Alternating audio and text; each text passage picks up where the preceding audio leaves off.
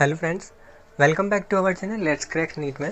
मैं हूं विशाल शुक्ला और आज हम एनसीईआरटी बायोलॉजी क्लास 11th की प्रोकैरियोटिक सेल्स के टॉपिक के बारे में पढ़ेंगे। इस टॉपिक को हम एनसीईआरटी बायोलॉजी के according line by line cover करने वाले हैं। So friends, let's begin our today's topic which is prokaryotic sales.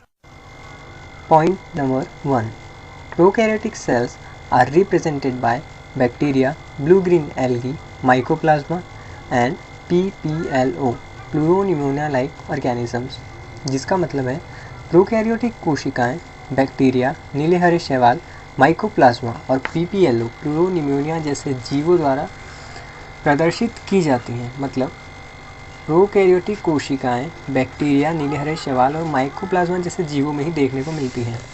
जैसा कि आप सब जानते होंगे, 1969 में R.H. विटेकर जो एक साइंटिस्ट थे, उन्होंने 5 जगत वर्गीकरण की पद्धति जो थी उसे प्रस्तावित किया था, जिसमें उन्होंने बताया कि मोनेरा ही सिर्फ ऐसा जगत है जिसके अंदर प्रोकैरियोटिक सेल्स वाले जीव पाए जाते हैं।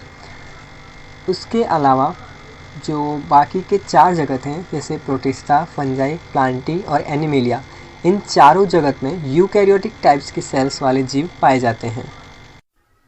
अगर हम सेल्स को और भी सिंपल समझें तो सेल्स 2 प्रकार के होते हैं, प्रोकैरियोटिक सेल्स और यूकैरियोटिक सेल्स। प्रोकैरियोटिक सेल्स में bacteria, blue green algae, mycoplasma जैसे जीव आते हैं। वहीं यूकैरियोटिक सेल्स 2 प्रकार की होती हैं, जिनमें प्लांट सेल्स और एनिमल सेल्स पाई जाती हैं।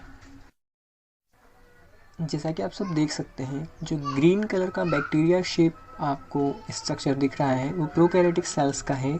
वहीं ऑरेंज कलर में जो आपको स्ट्रक्चर दिख रहा है वो यूकैरियोटिक सेल्स का होता है। Point number 5, all prokaryotes have a cell wall surrounding the cell membrane except in mycoplasma. Means prokaryotes के चारों ओर एक कोशिका भित्ति होती है, जो कोशिका भित्ति एक कोशिका झिल्ली से घिरी होती है, माइकोप्लाज्मा को छोड़कर। इसका मतलब ये है कि सभी प्रोकैरियोट्स में कोशिका भित्ति और कोशिका झिल्ली पाई जाती है, लेकिन माइकोप्लाज्मा जो कि एक प्रोकैरियोटिक सेल्स है उसमें न तो कोशिका भित्ति पाई जाती है और ना ही कोशिका झिल्ली पाई जाती है। Point number 6, the fluid matrix filling the cell is the cytoplasm. कोशिका को भरने वाला तरल मैट्रिक्स साइटोप्लाज्म होता है। प्रोकैरियोटिक सेल्स के अंदर एक तरल पदार्थ भरा होता है जिसे साइटोप्लाज्म कहा जाता है। Next, in prokaryotic cells no cell wall defined nucleus.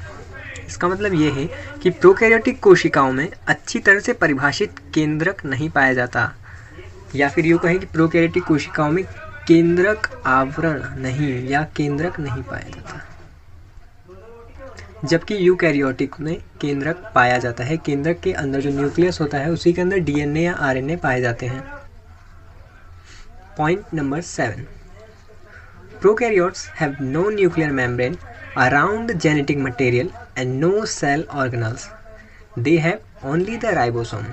जिसका मतलब है कि प्रोकैरियोट्स जो सेल्स होती हैं उनमें आनुवांशिक सामग्री जैसे डीएनए या आरएनए के चारों तरफ कोई भी केंद्रक झिल्ली नहीं पाई जाती। उसमें केंद्रक ही नहीं होता, झिल्ली कैसे पाई जाएगी।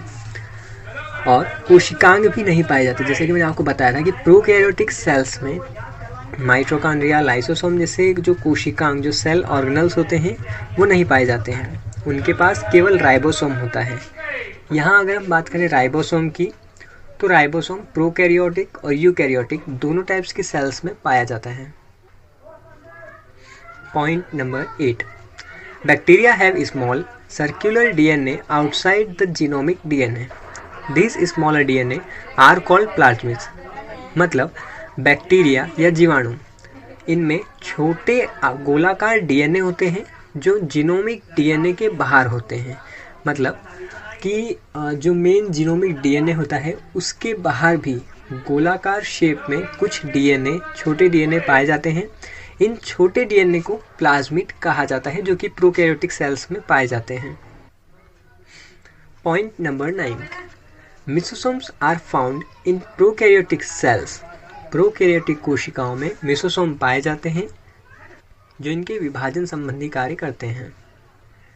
जैसा कि आप सब देख सकते हैं, ये स्ट्रक्चर बैक्टीरिया का है जो कि एक प्रोकैरियोटिक सेल्स है, जिसमें कैप्सूल जो कि ग्लाइकोकैलिक्स की बनी होती है, सेल वॉल, प्लाज्मा मेम्ब्रेन, फिर साइटोप्लाज्म जो आपको ब्लू कलर का दिख रहा है वो साइटोप्लाज्म है, राइबोसोम्स जो कि प्रोकैरियोटिक और यूकैरियोटिक दोनों प्रकार के सेल्स में पाया जाता है, राइबोसोम। उसके बाद प्लाज्मिड जो छोटा डीएनए होता है उसे प्लाज्मिड कहा जाता है, पिली जो बैक्टीरिया को सरवाइव करने में हेल्प करता है। साथ ही आप देख सकते हैं इसकी जो पूंछ होती है जिसे बैक्टीरिया फ्लैजेलम कहते हैं, वो इसकी गति में सहायता करती है, इसके चलने फिरने में मदद करती है। सबसे बीच में रेड कलर का न्यूक्लियोइड सर्कुलर डीएनए जो इसका मेन डीएनए होता है।